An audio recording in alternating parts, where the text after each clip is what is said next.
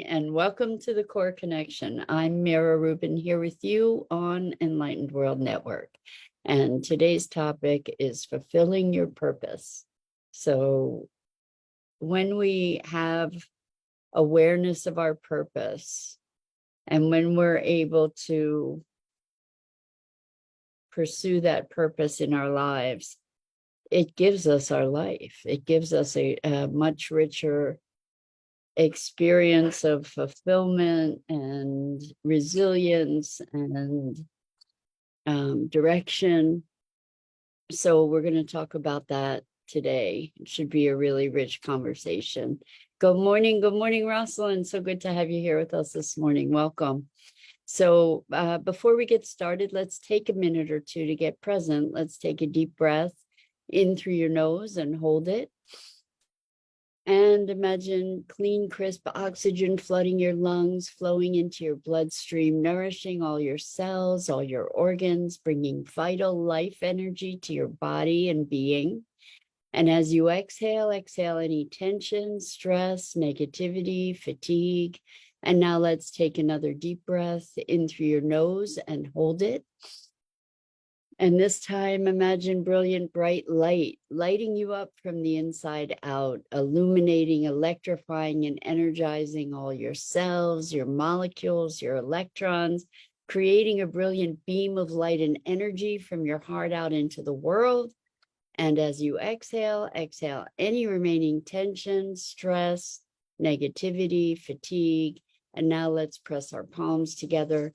Vigorously rub your hands together to feel the friction, the temperature, the pressure, the motion, the tickling and tingling when you stop.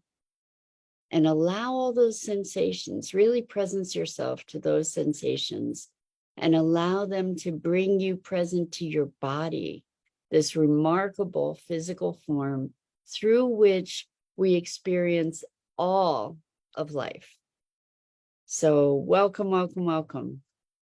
All right, so purpose, having a sense of purpose and mission, maybe even, I don't know that purpose and mission are quite the same. There might be a subtle difference in tone between purpose and mission. Mission sort of resonates with doing for me, and purpose is more a sense of being from which the doing is generated. And that just might be my distinction. Certainly feel into it yourselves to see what resonates for you. But how do we, Gia, oh my gosh, it's been forever. So good to have you joining us. Welcome. Good evening, good morning to you, Gia, in India. Yes, it has been a really long time. Welcome. So, and you're here on a day when we're talking about purpose and how to find purpose. And so one of the ways to identify your purpose, the clues are all over the place, right? So one of the ways to identify your purpose is to be looking at the things that you're really good at. So these are your gifts. And not just the things that you're really good at, but the things that you're really good at that light you up. And it could be something that you just long to do also. It doesn't have to be an existing skill necessarily, but the things that you do that light you up. That's one clue, or that's a collection of clues that you can use to start looking at your purpose. Because the gifts that we're given are gifts for us to give. So many people are apologetic about their gifts. It's like, if you acknowledge your gift, then you're boasting. But the thing is that we have the opportunity as we serve our purpose to be using our gifts in the way that I believe we're meant to, that our gifts are here for us to give to the world, and they're part of, we can live our lives in service to those gifts. So, and with the joyful fulfillment piece, this isn't about martyrdom or suffering at all. The purpose, how else we can find our purpose is not only by looking at what lights us up, but also what breaks our heart. So if we look at the world, there's so many things that could break our hearts, right? But if we look at the world and there's one particular thing that we are drawn to over and over again, then that may be the place where we invest ourselves, where our purpose lays. Anyway, Rosalind says, I like to nurture. I could see expanding into bed and breakfast. For now, my Airbnb is just lodging for guests visiting the area. I like to bake bread. So if you like to nurture,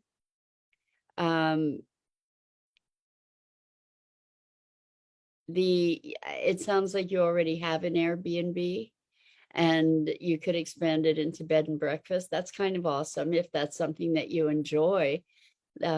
Feeding people food, making food with love and care. There's such a nurturing to give people the gift of nurturing.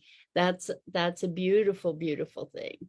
So, and it feeds you at the same time. That's the idea, is our purpose feeds us as we feed the world. And so looking at the things that light you up, looking at the talents that you have, looking at the things that you loved doing as a kid. So, or the dreams that you had as a kid that maybe you've forgotten. Because those, as kids, I think we're more directly related. We're not as far removed yet from what we came in with, like what the drives might be that we came in with. And so remembering the kinds of things that you enjoyed when you were a kid. So I was a nerdy kid. I used to play school a lot and I did show and tell a lot. Like that was how I engaged other people, was by sharing knowledge about stuff or curiosity about stuff. And here I am. Like, it took me a long time to come around to this place, but interestingly, I had a career in sales for a number of years where I was selling eyeglass frames, and it was show and tell. It was show and tell, and using show and tell as a way, as a foil for communication. And so here we are. It's kind of the same thing, teaching show and tell. And the thing that I discovered that broke my heart was the way we treat each other and the planet. And so that was the genesis of Sustainability Now, the Sustainability Now podcast. And by the way, folks, I'm going to do a plug here. This Thursday night, we have the honor of having Doug Tallamy join us, who is an entomologist who has pioneered a concept of the homegrown national forest. So using native plants to attract all kinds of insect species, which will attract other wildlife that we can plant in our lawns and gardens, and really help to shift the balances on the planet to a more ecological environment with all these integrated small pockets in our own backyard or front yard. So I invite you to go to sustainabilitynow.global and register for our mailing list if you haven't already. And you will get notification. In fact, if you do it today at 10:30 a.m. Eastern is when our first email goes out, and then we have a reminder email that goes out on Thursday. And movie night is from 7 to 9 p.m. on Thursday night. And so we have, I think we have over 375 registrants so far. This will be our biggest movie night ever. But Doug Tallamy's a superstar and is really doing a lot to transform the planet and our relationship to it. So I invite you to join us. If you're already on the mailing list, make it a priority to be there. So, because we would love to have, the more the merrier, and it's going to be quite the event. So that's my shameless plug, but that also comes out of my sense of purpose and mission, which is to transform the way that we relate to ourselves and the planet, and to live more harmoniously together and with the planet and all the other life forms on it. So I think this process of finding your purpose, once you do find your purpose, there's a whole different experience of being alive, because you have some orientation that is consistent, persistent, vital. It gives you the strength and courage to get out of bed every day. And humans are meaning-making machines, so we make having a sense of purpose is giving us an underlying sense of meaning that becomes a constant through which we can then realize our most authentic expression. So what else can you do to find your purpose? Well, I think the things that we outlined are the foundation. But if you want to, you could go to my website. Gia says, discovering purpose is so exciting. It is. It's life-giving. It's life-changing. I was so depressed for so many years because I had no sense of purpose. And I used to just beg to be given a clue how to find my purpose or how to express it. It's been life-changing.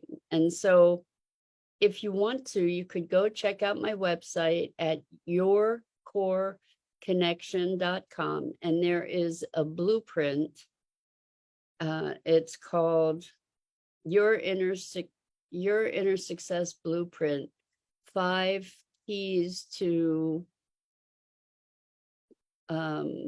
learning what you were born to do, or something like that. It's been a while since I checked it out, but it's not very long. It's got a whole bunch of nice photographs that I took in there because I wanted to get some of my photographs published, and that was the only way I figured I'd be able to do it. But I think you'll enjoy it. It's useful. It's powerful. I'm trying to remember what the others are at this moment. How about that? So first is things you love to do as a kid. Second is things that light you up. Third is talents that you have, like recognizing your talents. The last is things that break your heart. And I'm missing one, it seems. Thank you, Dido. You're the best. So Dido put in a link for the download. I think you have to sign up to my email list to be able to download it.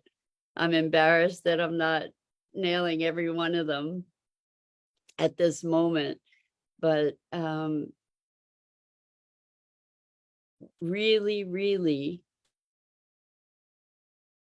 look at the things that light you up in your life. And we have a lot of judgments about the things that light us up and our gifts, right? We often are apologetic about our gifts rather than recognizing that those gifts are given us so that we can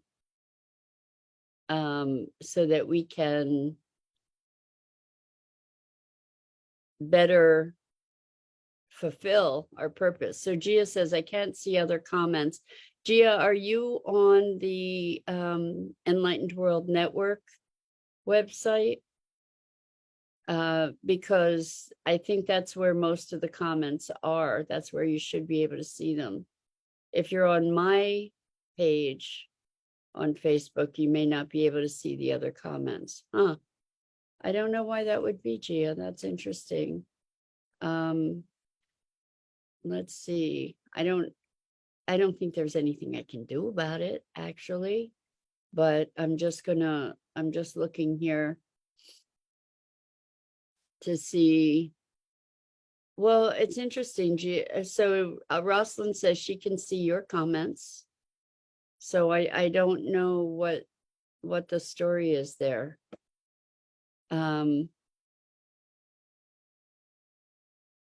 I see your comments on EWN. That's so strange. I don't have an answer for you. I don't know if we have any other Facebook aficionados here that could maybe help to decipher why that's the case. Anyway, thank you. Yes, let's continue. So, if you have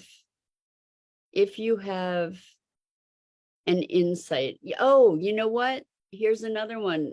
Things that you're criticized for as a kid are often the things that are your gifts that are part of your purpose.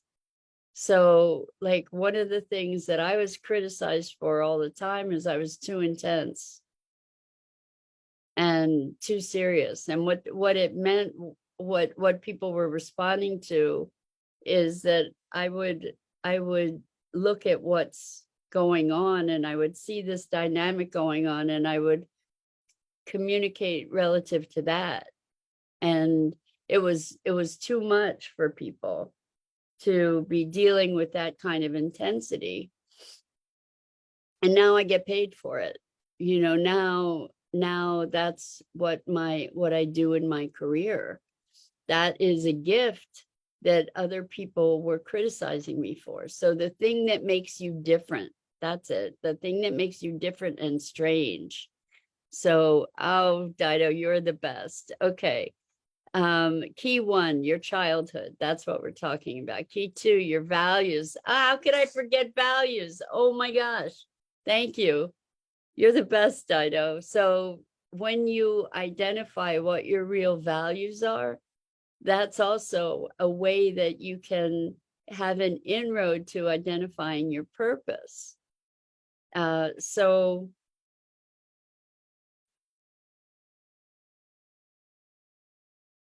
for me, like my greatest overarching value is awakening. That's the umbrella. Awakening, consciousness, whatever you want to call it, like that is the number one top thing. And so when you can identify your primary values and like the thing that's most important to you, that is a super important key to your purpose. And number 3 is dreams, themes, passions, and hobbies. So these are other cues, like what do you enjoy? What do you dream of? Now, this is a challenging one because people are often afraid to dream. Why? Because it's disruptive, right? We are often dreaming beyond our current circumstance. right? Dreaming beyond what maybe even our current capabilities. But if you have this passionate dream, that is a good hint. Hobbies, again, the things that you do, the things that you enjoy, the things that light you up. I used to read psychology books all the time. I used to read books on how to expand our consciousness and awareness. I still do, right? It's a deep passion. And key 4 is your flow chart, like what gives you energy, what takes energy away, what lights you up. And the last one is what breaks your heart. Because there are many, many things that we can do in the world. The thing is, the thing that breaks our heart is a place where we can be looking to create transformation, and that brokenheartedness gets to be transformed into a sense of purpose and potentially hope and possibility. So the thing, probably the most challenging of these is the dream, you know, your greatest dream, your most passionate dream. It's scary to step into your purpose.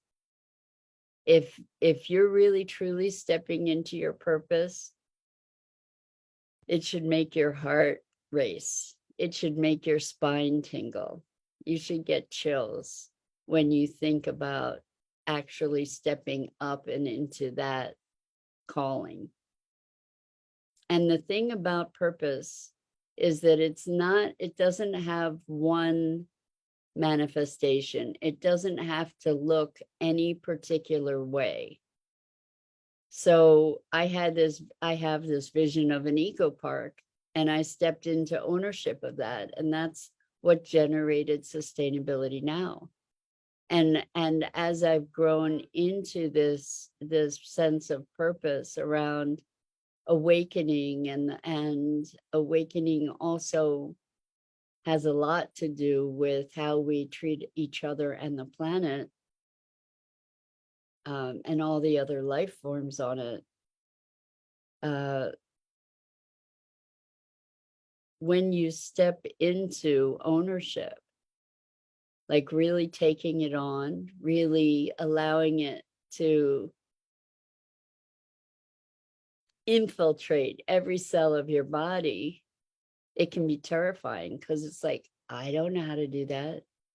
I have no idea. When I stepped into the sustainability thing, I didn't know anything about sustainability. I had no contacts. I wasn't even like avid about implementing it in my life.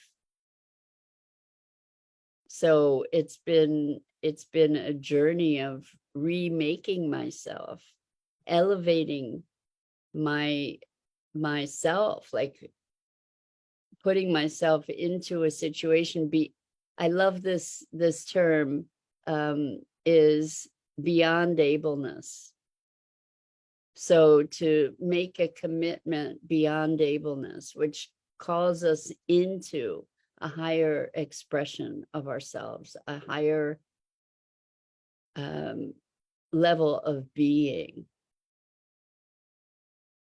to be making a commitment beyond ableness, a promise beyond ableness. And so that adoption of the purpose transforms us too. So it's transforming us as we move into the transformation that we're creating and expressing. Super, super, super powerful magic, folks. Super powerful stuff. You know, I call it magic because it's transformational.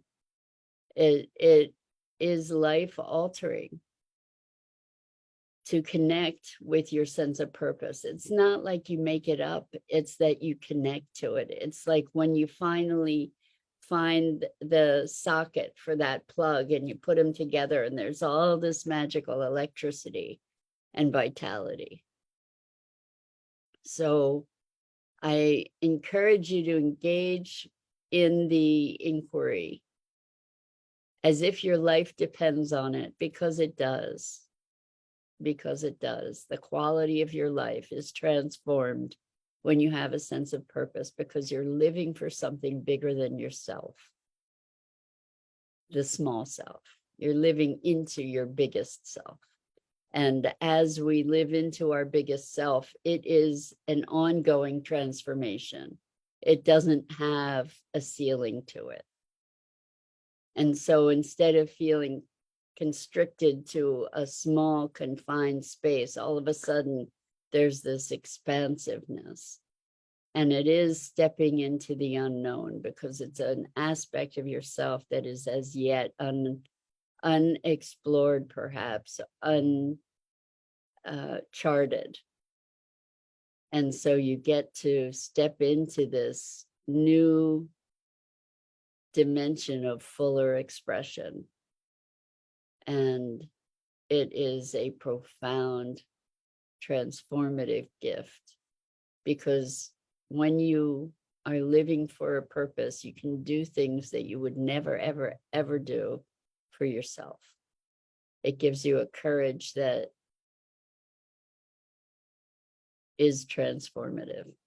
So I invite you to seriously engage, or joyfully engage, in the inquiry and the discovery of purpose. And when you find it, you'll know, because it'll resonate. Like I said, chills up your spine, goosebumps, for real, for real. And that's it for today. I'm Mira Rubin. This is the Core Connection. And I go live here each weekday morning at 9 a.m. Eastern on the Enlightened World Network Facebook page and YouTube channel. And I invite you to please check out the other awesome programming on Enlightened World Network and Enlightened World Living. And make sure to mark your calendar for October 30th, Day of Peace, where Enlightened World Network is going to be putting forth all kinds of meditations and insights and opportunities for us to collectively put our intention and attention toward creating the world that we desire. And here on the Core Connection, we're going to have the gift of Ruth Anderson, the founder of Enlightened World Network, joining us for our half hour. So that should be a tremendous gift. And I want to thank all of you for being here and participating and making the space for our own awakening and expansion. And Dido, I thank you again for your really, really valuable help in sharing the resources for this show. So much love to all of you. Until next time. Bye for now.